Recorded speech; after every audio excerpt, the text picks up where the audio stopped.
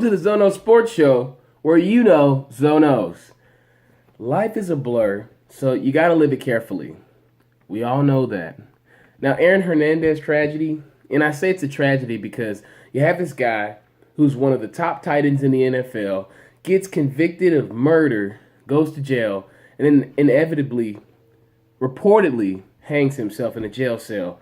Now, the rise and fall of Aaron Hernandez is something that we cannot forget because obviously this man was on the top of the mount and made some choices that permanently altered his life. Now, reportedly, he did commit that suicide yesterday. And in this whole case, I'm just sad for the families. I'm sad for the family of the victim, Odom Lloyd, and I'm sad for the Hernandez family that they've got to be associated with such a heinous act. And that's just going to be tough on that little girl. He's got a 4-year-old daughter who evidently was in the courtroom when he just got acquitted of the previous 2 murders.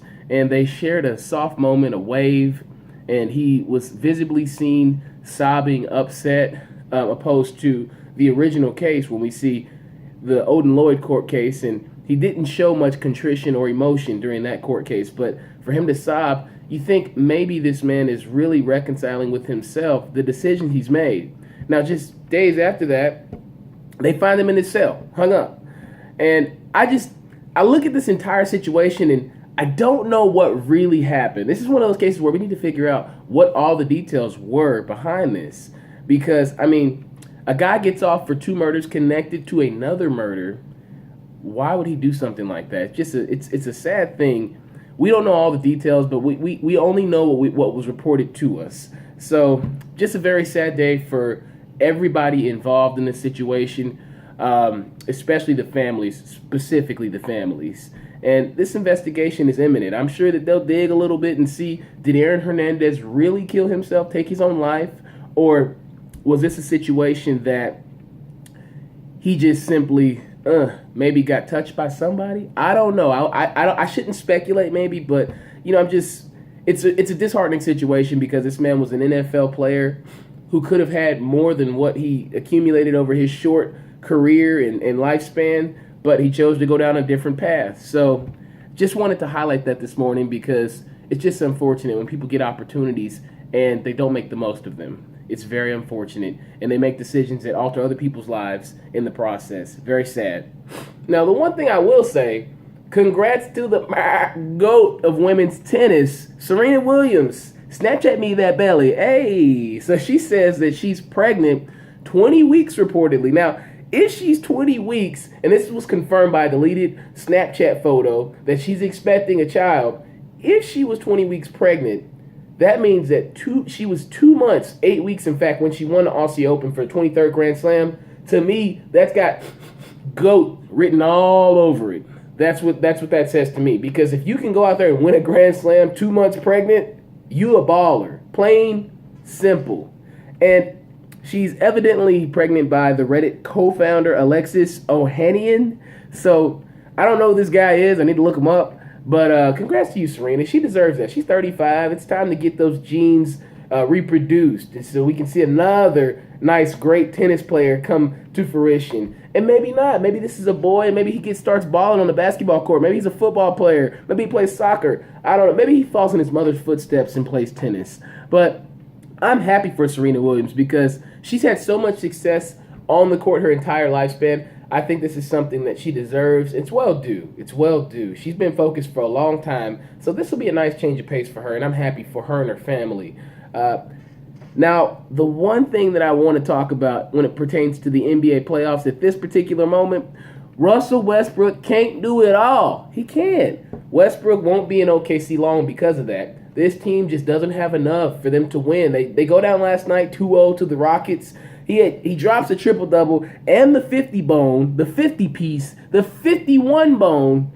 Fourth quarter collapse, got tired, misses 14 shots in the fourth quarter. That says to me no trust in the teammates. That's the most missed shots by any player in any quarter of this year's playoffs. So Russ, he's pressing, and he's doing a lot. You can't be mad at the man. He's giving you everything he's got. But he's just got a team that just can't seem to meet him there. The Beard has a superior squad. James Harden and all those guys, Sam Decker, Pat Beverly especially. Where did this guy come from offensively? Down the stretch of the season, his offensive efficiency, as well as we know he's lockdown. We know Pat Bev has D, but where did this man's jumper come from? I mean, he's hitting threes like it's nothing. I mean, I know he's played well all year, but for him to be shooting the way he's shooting right now in the playoffs, he's the X factor for the Rockets. If he can continue to lock down the best player on the other team and then shoot the three the way he's shooting it, oh, Houston, we have a problem for everybody. You name them. Golden State, San Antonio, you name them. There's a problem. But Russell Westbrook, looking at the season, looking at how the playoffs are unfolding, he may win MVP, but I think he'll move on to LA. I think Russ will get out of there. Westbrook phone home. Now, it's just only right because he's from Cali, went to UCLA, and they've got a young team, the Lakers do. Magic Johnson's the GM. What if you get Westbrook and then maybe a DeMarcus Cousins or a Paul George? Or if you get all three, LA's right up top. They're right back at the forefront of what Laker legend is all about. You got Westbrook at the 1, PG at the 2, and then you put D Boogie Cousins at the 5. Whoo, that's a bad lineup. That's a nice little lineup right there. But 6 seed, with all Westbrook's done, that won't be enough. And he understands that. If this is the best I can do, I can give you my all, break Oscar Robertson's record, and still we're a 6 seed, and still we're down 2-0 in the playoffs. Russ, you've done enough for OKC. I won't be mad at you if you leave. They can't be mad at you either. They won't be calling you a cupcake when you come back. So think about it. Take a second. Russ. John Wall, he's a true wizard of DC. He's just magic right now. Now, did you see the game last night? If you didn't see the game, I saw the highlight. I didn't even get to watch the game, but I saw the highlight. Made a vivid statement against Dennis Schroeder. Comes down court, steals it, dunks it, and yells at him. I can't say the word he said, but he said, "What's wrong with you, boy? What's wrong with you, boy? Don't do that. Don't do that." John Wall, I like this behavior coming from you, man. You are letting people know that you are the man in DC, and you might be the man in the Eastern Conference. And you're waiting to get to the man that everybody thinks is the man, LeBron James. So I can't knock you, John Wall. Keep doing what you're doing. You gave Dennis Schroeder a little KG chit-chat. John Wall, keep running that mouth and let him know that you have arrived and your team's ready here. DC, stand up. DC is united. Not a play on the soccer team, but John Wall and these guys, I mean, the man had 32, looks great. I don't know what to say about John Wall. He's outstanding. Outstanding. So let's just continue to watch how this man develops throughout the playoffs, and he will get his opportunity. Now, I don't know if he'll play the Bulls or the Celtics, but he'll get his opportunity to show that he's the man. Golden State, I got to call you out. KD ain't played, but Chef still cooks filet.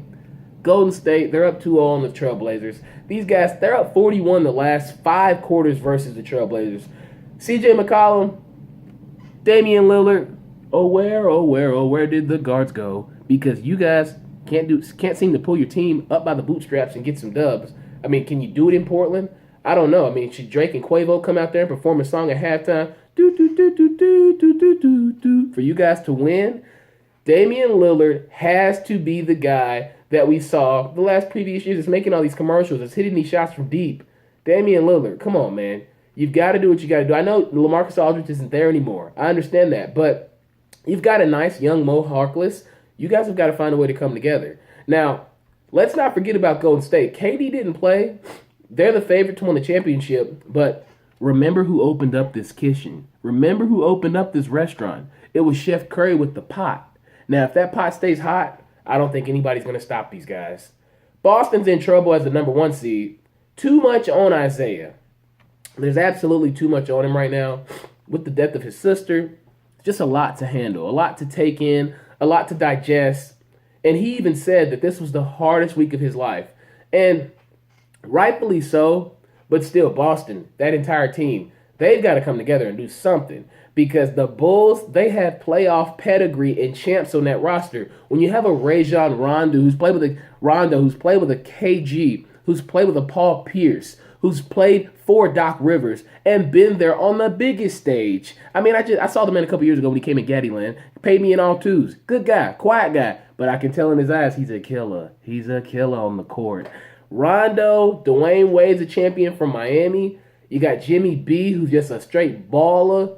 I mean, Chicago, they don't look like an 8 seed to me. Yeah, they may have snuck in the playoffs, but this team has 1 seed, 2 seed, 3 seed talent.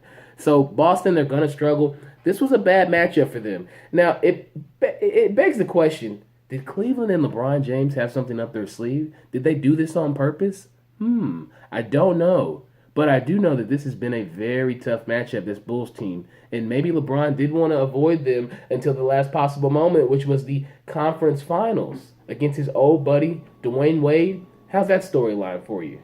Now, one thing I want to say is people are calling Boston the worst number 1 seed of all time. Let's not forget about Dirk Nowitzki and those bum Mavericks back in '07 who lost to a Golden State Warriors with a nameless Monte Ellis, Matt Barnes, Baron Davis. Come on now. That's clearly the worst number 1 seed that we've ever seen. I mean, I watched that series, and when Baron Davis dribbles out of the lane, dunks on somebody in that series, everybody went nuts. And we knew that the Mavs were not truly a number 1 seed. Even though they had the number 1 seed, maybe the Celtics team isn't truly a number 1 seed. But they're in that spot, they're in that slot, and right now they're getting busted. So hopefully they'll get it together. If not, it is what it is. They might get swept. Hopefully they don't get swept because that series was 4-2, the Mavs versus the Warriors back in '07.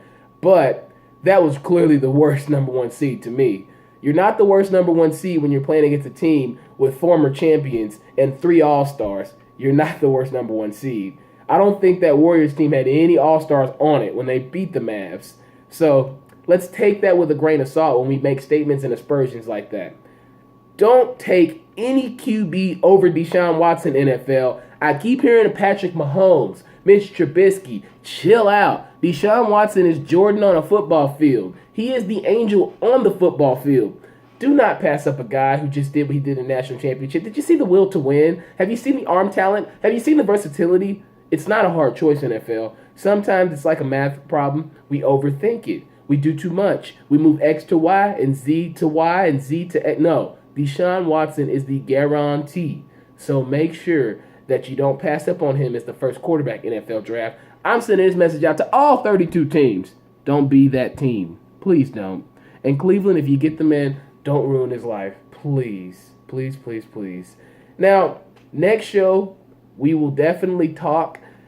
I may be moving the show schedule to potentially Monday or Friday or Wednesday. I will let you all know via Instagram at Zono Sports. So check out the IG. We will talk sooner than later. Like I said before, we'll be transitioning to one show just because there's a lot going on, and there's not really a lot going on because football's not in, but we we still will talk on a consistent basis here on Zono Sports Show. So just stay tuned, and I'll let you guys know. Thank you for watching the Zono Sports Show, where you know Zonos.